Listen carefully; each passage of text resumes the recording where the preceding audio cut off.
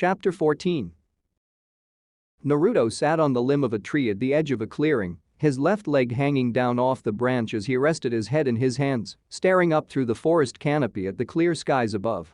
It was nearing midday as he relaxed, waiting for his sensei to finish packing up camp. He craned his neck to look into the clearing where their camp lied. Jiraiya, who had slept in a bit today, was just about finished packing up his futon, rolling it up and pulling out a scroll to seal it into on the other side of the camp. At the center of what had minutes ago been their campsite, sitting on a stone at their extinguished fire, was Fu, her expression neutral as she read a black-covered book, the sight of which caused Naruto's face to twist slightly in annoyance. As he'd promised, Jiraiya had delivered a special edition, hard-covered, author-signed black version of the latest Icha Icha novel, Icha Icha Violence. He recalled when he'd given her the book, her face lighting up at the sight of a special edition novel, knowing how much harder they usually were to find, not to mention more expensive.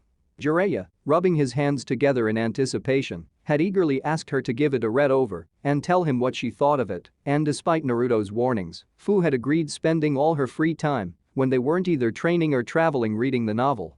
However, aside from the fact that she continued to read the adult novel, there had been no hint as to her opinion. Apparently, she didn't like giving an opinion on anything she read until she actually read the whole thing, and once she started a book, she'd always finish it. Naruto thought that might be an excuse, and she really was a pervert deep down, although the fact that her expression had always been pretty much blank, focused when looking through its pages, didn't give him any clues as to what she actually thought. On the other hand, his Jonin sensei, Kakashi, usually had a similarly neutral expression when reading. Then again, he always looked that way.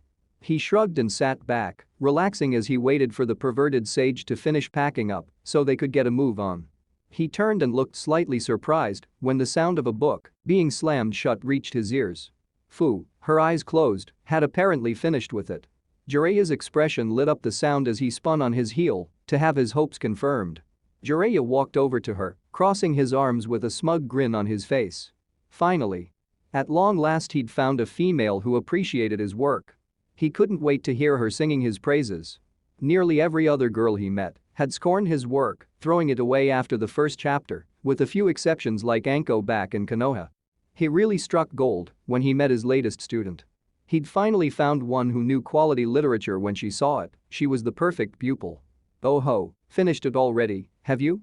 Jiraiya questioned, causing Fu to look to him. "So, what did you think? Amazing, right?" "Well," Fu began, closing her eyes and holding the book up with one hand as she began her appraisal. "It's definitely well written.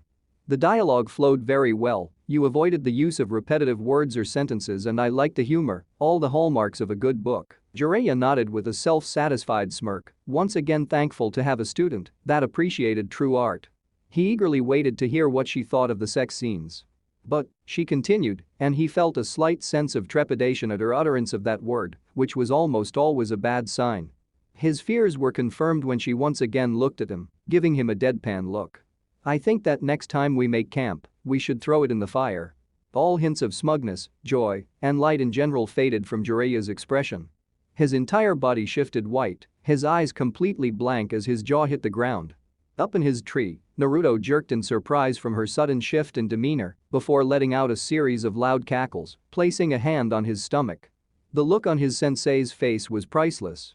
Fu gave Jiraiya a reproachful stare as he stood frozen from having his expectations of praise dashed like glass upon cold, hard stone. She wasn't exaggerating either. To her, bad books were a disgrace to all the other forms of wonderful literature that graced the world and should be wiped from the earth. Part of her wanted to tear it to pieces and purge it with flame before giving the ashes to a priest to purify. Let it be known she took her literature as seriously as Naruto did Ramen. The laughing blonde swung his leg around, fully facing his teammates. "Ha. See, told you the old perv's books were trash." That insult to his work seemed to snap Jiraiya out of his stupor. The man shot forward, snatching his book out of Fu's hand, who didn't seem the least bit upset to be rid of it, before shouting at her, his expression twisted in indignant fury. "What the hell? What's the matter with you? My books are a work of art adored throughout the continent." Fu met her sensei's fierce glare with her own as she shot back, their garbage fit only to be used as scrap paper. Jiraiya stood up straight and crossed his arms. Already guessing what the girl's problem was. "Ha, yeah right. You just can't handle seductive pleasures detailed within its pages. Don't worry, you're just a kid, Yule. Please, I've read more enticing scenes than what's in that filth you have the nerve call art. Fu replied in a perfectly serious deadpan, causing both males to jerk and freeze, both their minds coming to a dead stop at her words as they stared at her with identical looks of pure shock, eyes wide and mouths agape. What? But, that's you, Jiraiya stammered before glaring hotly. Then what's wrong with my work? How can you insult my work when you enjoy the perverted delights I've described here? Fu gave the perverted sage an annoyed look as she replied, I said I've read better sex scenes than what you've written. I never said I went looking for them. Fu closed her eyes and placed her hands on her hips. Sensei, your literatures, if you can even call it that, sole appeal is sex, but the thing about that is that you can't sacrifice the quality of the book for the sake of it. Raising her right hand level to her chest and extending her index finger to the sky, she explained, the most vital aspects of a book are, of course, the quality of writing, how well it all flows, its ability to draw the readers in, and, most importantly, the characters in the story. Sex can be used to spice up a book, but it's still secondary to everything else. It should only be used sparingly, and it's best used as a climactic point in the relationship of two characters or to show a character's development. Most importantly, as I said, it's just a spice added to the heavenly delicacy that is a good book. If you're going to write a book with sex in it, it has to be almost or just as good without it. As soon as those words left her mouth, she turned to Jiraiya and pointed an accusing finger his way, causing him to step back as if struck as she finished her condemning evaluation. That, Iro-sensei, is why your book is, to any real lover of literature, a complete failure. All the characters' defining trait is that each and every one of them is a whore who either scores if they're a protagonist or tries to steal one of the partners if they're not. What little plot there is exists solely to justify the main character's lusty escapades. It's smut that no one but a pervert would like. Jiraiya simply stared down at the mint-haired girl, shocked speechless at her words. While it was true, he'd written his books mainly around sex, he was also quite confident in his work. She couldn't be right, could she? Sure, his works weren't exactly well received prior to the Icha Icha series, but he was still a masterful writer, right? Understanding dawned on Naruto's face as he looked down at the pair. One moment she said something that made him think she was a pervert, the next the opposite. Now, he knew. It wasn't that she was a pervert, she just loved to read, so much she'd read anything, as long as the story and writing were good. Jiraiya shook his head, as if to clear it, before bending forward and pointing at Fu, you don't know what you're talking about. My books are renowned throughout every country. There are perverts in every country. Fu responded dryly with a deadpan look. And what would a kid like you know? Fu met his glare with her own and replied, oh, I don't know. I'd say someone who spent most their childhood in the library might know what they're talking about, wouldn't you? Then why have all my works been bestsellers? Do you need to clean your ears out or something? I told you, because there are perverts in every country. And if they're so great, then why is it mostly men who buy your books? She smirked when he jerked back a bit. Struck a nerve, huh? Face it, those books are nothing but perverted garbage. Jiraiya growled and the two began arguing over the perverted Sannin's abilities as a writer, causing Naruto to chuckle as he listened. It was a bit funny to watch the two gradually get more and more worked up, the mint-haired girl standing up and getting in her sensei's face as they continued to fight over Jiraiya's books. After a few moments, he adjusted himself so that his right leg once again rested on the branch, sat back, and relaxed as the two continued their dispute. Please? Your books are complete crap. I bet Naruto or I could write something hundreds of times better than those wastes of paper. Fu shouted, throwing her arm out. That got Naruto's attention. He suddenly sat up and twisted his body, staring in shock at the duo. Hang on, say what now? Oh yeah? Then how about you put your money where your mouth is? Jiraiya ground out through gritted teeth. Just name the stakes. Fine. If and when your books flop and it becomes clear my writing is superior, you'll have to cough up whatever royalties you two make and refer to me as Master Jiraiya. Jiraiya seemed to think for a moment before adding with a dark glint in his eye, as well as help me with my research. He stood up with a smug grin and crossed his arms, you'll have go around and scout out the best hiding spots for me to observe and lull my targets into a false sense of security. And when you're older, you'll have to model for me. Fu seemed a little stunned by the thought of having to help with his peeping before a dark grin spread across her face. Interrupting Naruto's cry of, "Now wait just a minute," as he appeared at their side, she responded with a sly look, "Why would you want us to help? I thought you liked it when they caught you peeping on them and chased you down." All traces of self-satisfaction vanished from Jiraiya's face as his expression twisted into a look of rage. "Damn it, brat. I am not a masochist." Deciding to get back on track, Fu placed her hands on her hips stated, "Fine then, Iro-sensei. But if either of our books outsell yours, you'll have to go a year without doing any of your research or anything else perverted. And of course, we keep all the royalties, so don't even think of mooching off of us." "But..." Jiraiya coughed slightly at that, taken aback by her wager and slightly worried despite himself. The thought of going a year's without the pleasure of looking at or touching a woman was anathema to him. "You sure that's what you want? What's wrong, scared?" Fu asked with a smirk, arching a mint-colored brow at her sensei.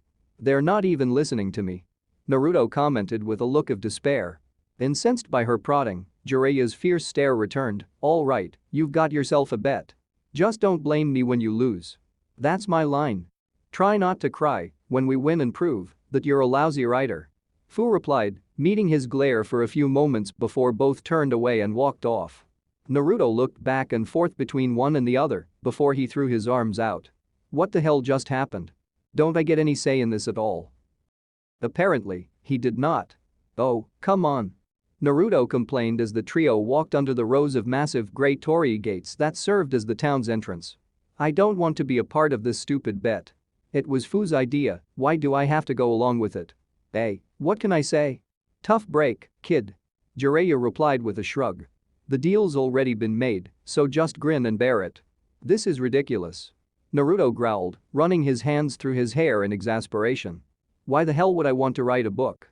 Geez, kid, suck it up. It's not like it's the end of the world." Jiraiya commented as he eyed the genin, who sighed in response. Fu stepped up alongside the blonde and placed her hand on his shoulder, giving him a bright smile. "Don't be that way. Think about it, wouldn't you like to put this old pervert in his place?" she asked, jabbing her thumb in Jiraiya's direction. "Besides, just think, if we win, he'll have to go an entire year without doing his research." Naruto sighed again. All right," he said tiredly, waving his hand in a defeated manner. He couldn't deny he'd like to show Jiraiya just how poor those pieces of smut he called art really were. Besides, the thought of the perverted Sannin going a year without peeping was too good to pass up. "HN." Jiraiya crossed his arms and smirked. "Oh, this I can't wait to see." Naruto grumbled, his eye twitching as he stared down at the open notepad before him. He decided to write down all his ideas for his book. Everything he could think of, and then pick what he liked and try to make a story out of it. It seemed a good plan. Except that, after 2 days of alternating effort and procrastination, he came up with nothing. The paper was as blank as it was when he started out. Naruto clasped the sides of his head and furiously scratched at his skull in frustration. "Why am I even doing this? How'd I let myself get roped into this mess?" he asked himself, and not for the first time since this bet began. With a sigh, he rose to his feet. He wasn't getting anywhere. He needed to get some advice, or else his book really would be a flop. While he hadn't agreed to this wager, he refused to give his sensei the satisfaction of winning, especially when he knew that, if it came to that, the man would lord it over them and go on and on about how his perverted books are the best thing since noodles. Well, considering she was the one who was so eager to make the deal and how much she loved to read, Fu must have some advice for how to get started. "You've got to be kidding me," Naruto yelled at a clearly irritated Fu, who, as it turned out, hadn't made any progress either. They were sitting on the roof of a historical palace that light in the center of the town. Fu had hoped the view would give her some inspiration, but was sorely disappointed. Fu turned to him and rubbed the back of her head with a sheepish grin. "Yeah, haha, guess it's not as easy as it looks, huh?" Took the words right out of my mouth. Their eyes widened as the voice of Jiraiya reached their ears. The both turned to see him standing there, looking smug. Deciding to rub it in, he chuckled before saying, "Sounds like you guys are off to a great start. I'm sure you'll finish up in no time at all. Heh, looks like you're all set to blow my boring old Icha series out of the water," he said, letting out a raucous laugh. Yeah, laugh it up, Iro-sensei. Just you wait, I'll make you eat those words." Fu glared at him, but the man just kept laughing, confident in the superiority of his works over anything a pair of teens could possibly write. Seeing that Fu had no advice to give, Naruto decided that, as much as he didn't want to ask his sensei.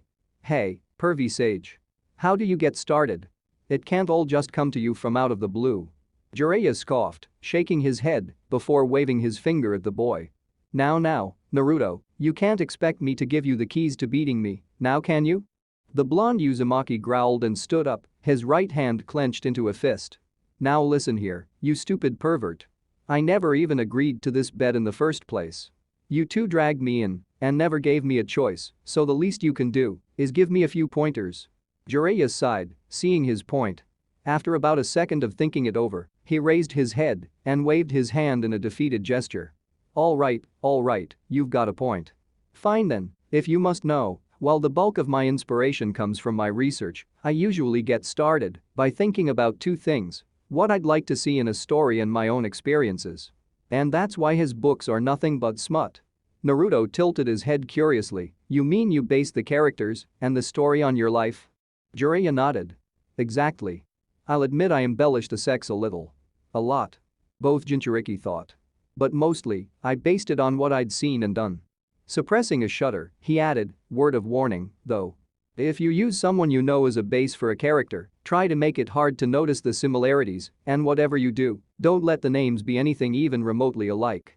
He felt a chill run down his spine when he thought back to the second Icha Icha book he'd written. He'd based it on his student, Minato Namikaze, the fourth Hokage, and his then girlfriend and eventual wife, Kushina. Like what he'd gleaned from his own experiences, he'd embellished quite a bit, though he did use quite a few of the things he had either seen or learned of them doing, including one time, after the loss of a friend, that Kushina stayed over Minato's home for the weekend. Needless to say, he turned that event, regardless of what actually happened, into one long sex marathon to ease her pain in his book. Unfortunately for him, someone, Kakashi, let it slip to them how similar they were to those characters. They were not amused. He almost shivered whenever he thought of the next time he'd seen them. They'd tricked him into coming with them alone despite the alarm bells that had gone off in his mind. The looks on their faces before they unleashed what could only be described as hell upon him still terrified him to this day. It was yet another beating that almost made it onto the list of times he'd nearly died. Unaware of her sensei's fearful thoughts, Fu thought to herself about what he'd just said. As Naruto crossed his arms, tilting his head forward and squinting his eyes shut in as he too considered their sensei's words, the proverbial light bulb went off in Fu's head behind him as she looked out at the forest surrounding the village. Thanks, Iro-sensei. She said, turning briefly to look at them before vanishing with a body flicker. Jiraiya clicked his tongue at that, a little annoyed his advice helped her so fast, but he quickly got over it, sure that whatever she came up with wouldn't hold a candle to his Icha Icha series, before turning to Naruto. So, you got any ideas? Naruto just grumbled and turned away, causing the Sannin to chuckle as he leapt off the side of the building. Fu POV. Fu sat on the branch of a tree, sighing as she listened to the sounds of nature around her. The leaves were rustling as a slight breeze blew through the area. Birds were chirping, and the calming sound of running water, as well as the scent of damp earth, permeated the area. She looked down at her notepad with a smile, now full of ideas as well as a rough plan for the beginning of her book. She'd taken her sensei's advice and thought about her own life, all the people she'd seen and met, all the books she'd read, not intending to copy anything of course, just using them as a reference to what people wanted to read and what pitfalls to avoid. She nodded at her progress. Yep, the creative juices were flowing. She was glad she'd been there when Naruto had gotten advice from Jiraiya, as she never would have asked him out of pride. Now that she'd gotten started, the ideas just seemed to come to her in a flash. Using her own experiences as a base, she'd decided to base the main character off of her a bit.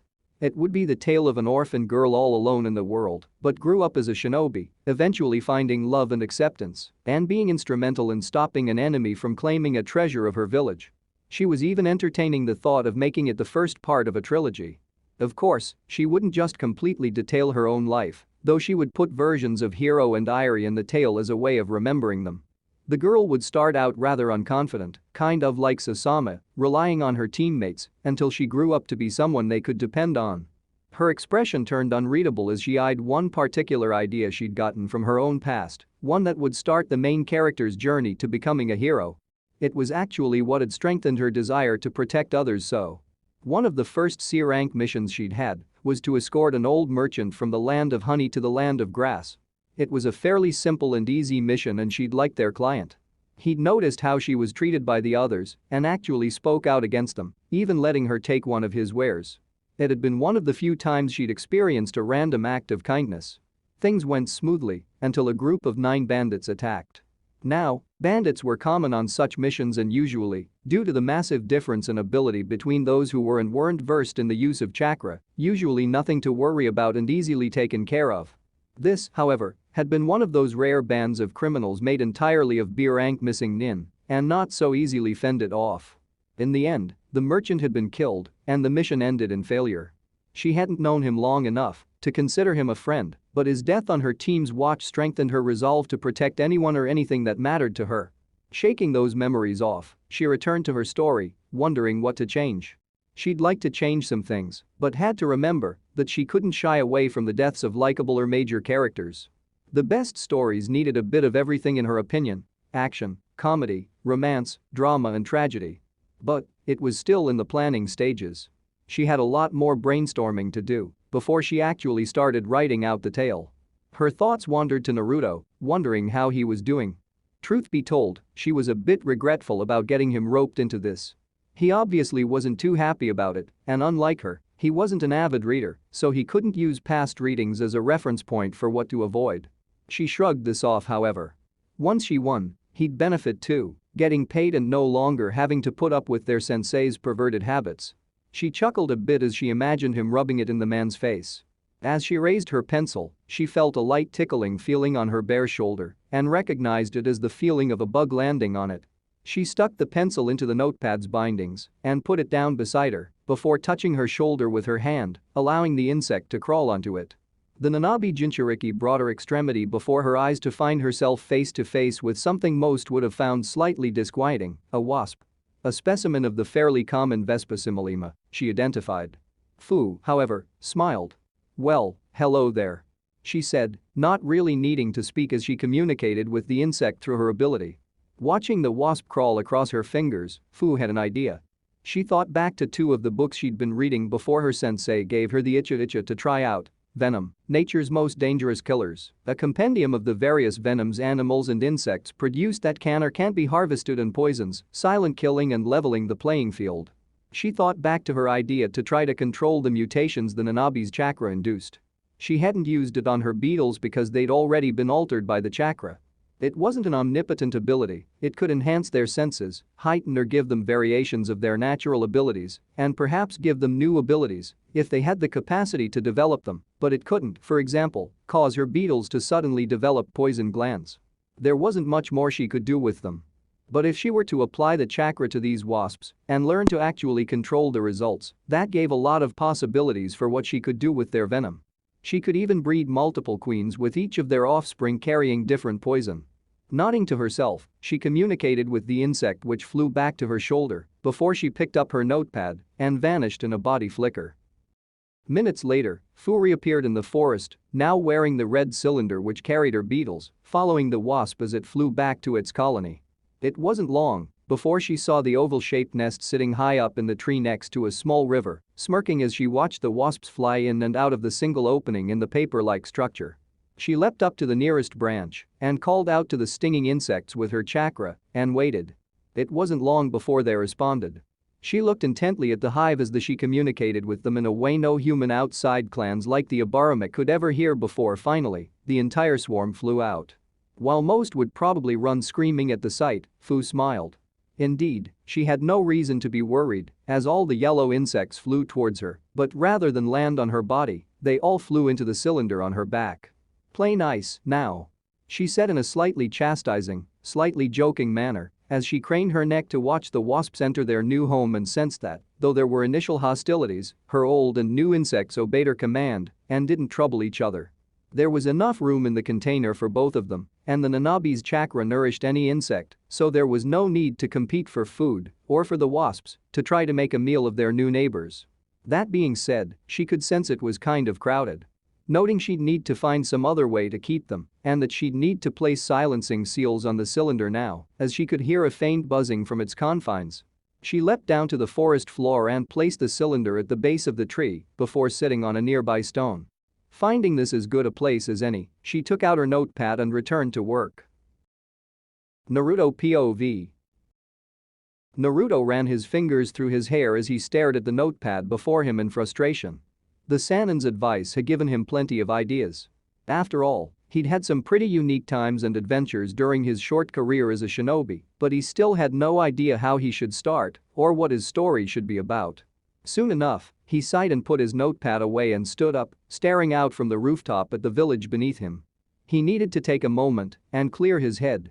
After thinking on it a moment, he decided to have a walk around town and leapt down to the alley below. As he walked out into the street, an idea came to him and he smirked. Minutes later, he found himself outside the village in a nice, secluded spot in the forest. Nodding to himself at the spot, he quickly ran through hand signs before slamming his palm to the ground. Summoning jutsu.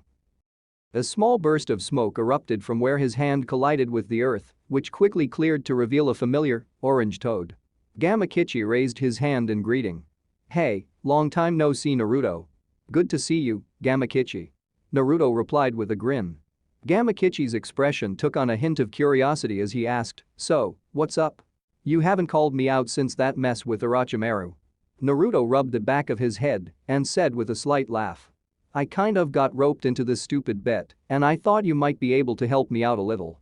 "Ah, well, let's see what I can do. What do you need?" "Well, I'm kind of supposed to write a book, and I don't even know where to start." The toad gave him an incredulous look. "That's why you called me out here?" He turned his head away. "Heh, forget that. If that's all you need, then I'm going back home." "Hey, now hang on. The least you can do is try to lend me a hand," Naruto said, irritated by the toad's response. Gamakichi faced him again and replied with a slight glare, "And what the hell do you think I can do? I've barely read anything in my life. We don't exactly have a lot of books where I come from, you know." "Funny, you didn't strike me as the type to just give up without even trying," Naruto shot back. "And what would be in it for me?" Gamakichi responded.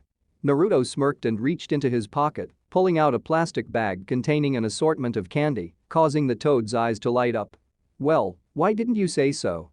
Hand them over, and I'll try to help you out." With a slight laugh, Naruto threw the bag to the small amphibian. "Don't eat them all yourself. Make sure to save some for Gamatatsu." Yeah. Gamakichi replied, reaching into the bag and pulling out a small piece of hard candy before popping it into his mouth. "But you know, I wasn't kidding back there. What good do you think I can do?"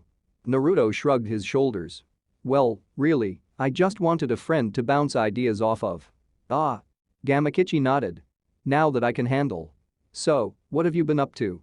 Well, Naruto explained everything that had happened since the battle between the Sannin. From Sasuke's defection, which had surprised Gamakichi, to his adventure in the land of vegetables, to meeting Fu and their journey through the land of sound. "Wow, never a dull moment with you, huh?" Gamakichi asked, clearly amused. "But why don't you ask that girl for help?" "Hey, I figure she's too busy with her own story to help me out besides maybe giving me some advice. Besides, she wants to beat the old perv so much, I think I should let her focus." "Alright, I get it. Wouldn't want to distract your girlfriend," Gamakichi commented, smirking at the blonde's surprised reaction. "She's not my girlfriend," he said heatedly, before calming a bit, not wanting to betray his feelings for Sakura. "She's just a friend, that's all." Sure, Gamakichi replied, still grinning at his summoner. And so, the two began to talk about Naruto's upcoming book.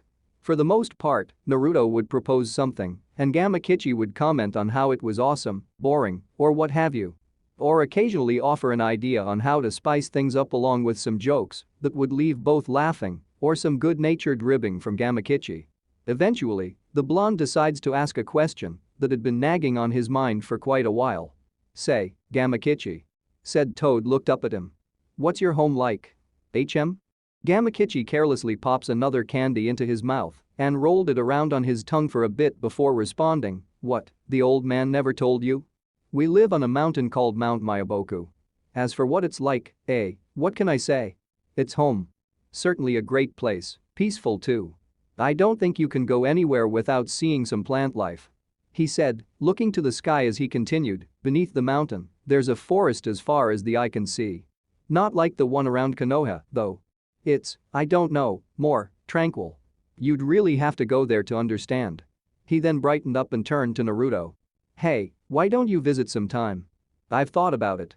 Naruto replied with a shrug, remembering what he'd learned of the reverse summoning technique when he'd asked his perverted sensei about space-time jutsu. But how would I get back? The pervy sage couldn't summon me. I'm not walking all the way here from Konoha and I don't want to waste some toad's time having them called out here just to summon me. Good point. Gamakichi conceded. With a smile, Naruto added, but I'll be sure to come by check it out once we get back to Konoha.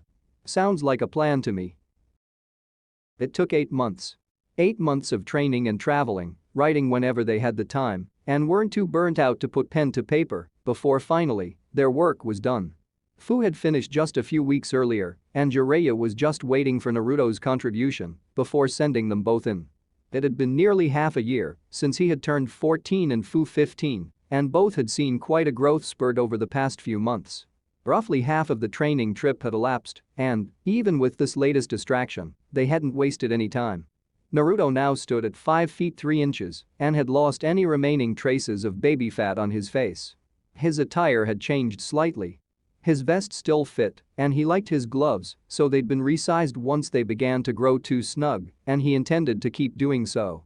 His shirt, however, had been swapped out for a hooded version with the Konoha leaf emblazoned on the chest in red, and he had a pair of off-white pants. He liked this look and thought he'd keep it up until his return to Konoha.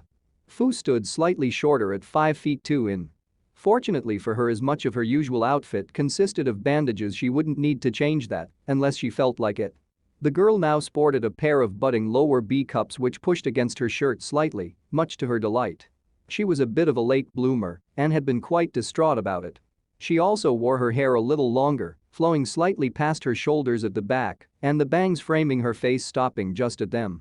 The bandages on her legs had been replaced with asymmetrical white leggings under her new white apron skirt, one of which stopped just above her knee, while the other went halfway down her calf. Her shirt had, and armlets hadn't changed, but she had added white shin guards to her attire. Naruto nodded to himself as he sat on the roof of the tallest building in the village and looked at the completed manuscript, very satisfied with what he'd written. If there were books like this one out there, he might actually have to spend more time in the library. Like his mentor and teammate, he had decided to use his own life as a base for his story. The tale began the way many did, centering on a boy who had nothing, no family, only passing friends, someone no one expected to succeed, growing to be a hero. One large focus was on the boy's team, a loner who was something of a rival and later a friend to the main character who sought to avenge his murdered parents, and the girl who had a crush on him, who the young hero in turn had feelings for. The villain was a former shinobi of their village who betrayed them when he was passed up for its leader. Remembering Jiraiya's words about how most monsters you ran across were once decent people, he made the villain similar to the hero in the past, but ambitious. Having grown up in war and grown increasingly disgusted with the state of things, he betrayed the village when he was passed over and sought to rule the world for the right reasons. As a twist, the villain, seeing the rival's potential, gets him to follow in his footsteps and join him. The hero eventually defeats the villain, saving his nation, but the rival remains evil. The one thing he didn't like was the ending. Surprisingly enough for him, given his general demeanor, the book had a bittersweet ending. He just couldn't come up with a satisfying conclusion to the tale without the rival dying in the epic final confrontation between him and the hero, followed by the surviving members of the team mourning him and looking to the future. Making a mental note to ask Fu about anything like his story, as well as gaining a slight appreciation for written text from the experience, he rose and began leaping across the rooftops, beginning the journey back to the hotel the student-teacher trio were staying at. "All right," Jiraiya said, holding both their manuscripts as he looked down at his students, a confident grin plastered on his face. "I'll send them to my publisher and put in a good word for you and we'll see whose work outdoes whose. Just don't come crying to me when my genius comes out on top." He laughed as the two glared at him. 2 months later, and the results were in. Jiraiya stared down at the sales reports, his entire body slack and his face a mask of disbelief and despair. "I don't believe it," he croaked out. At his side stood the two Jinchuriki, both staring at the results in shock.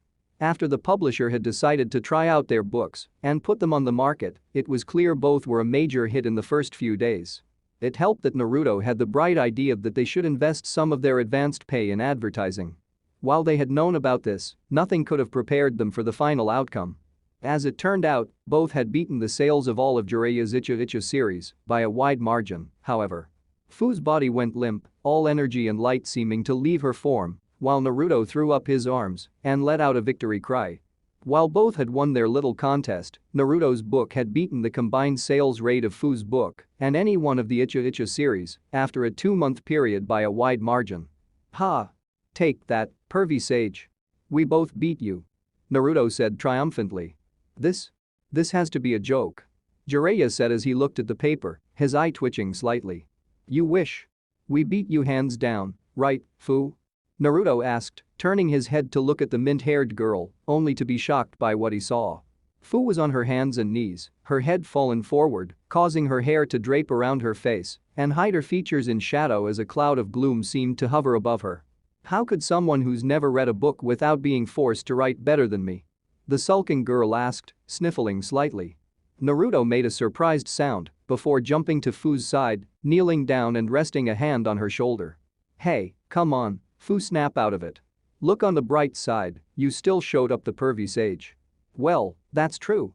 She replied, her voice still carrying a hint of gloom. Still, the reminder that she'd beaten out their sensei's smut quickly brought her spirits back up.